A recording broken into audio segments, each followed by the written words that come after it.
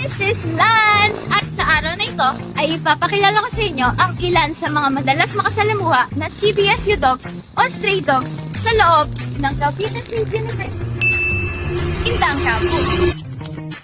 This is Celine. She is a female dog kapon with 6-in-1 vaccine led by our fellow VetMed students. Isa sa pinakamababait na CBSU dogs. Lapit na si Monse upang patunayan yan.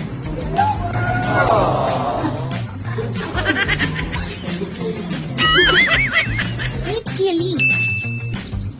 Sweet Brownie.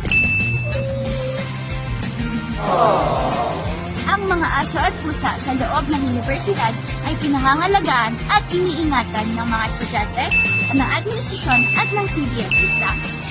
Kaya naman, a gentle reminder para sa ating lahat na sa tuwing nakakakita tayo ng stray dogs katulad nila, nakakatakot, nangangahol, or nangahabol man sila minsan. But that's all because they are frightened, scared, and was abused by most of the people. May we all be gentle and kind to them wherever we go and whenever we see them. Don't forget to like and follow this page. God bless.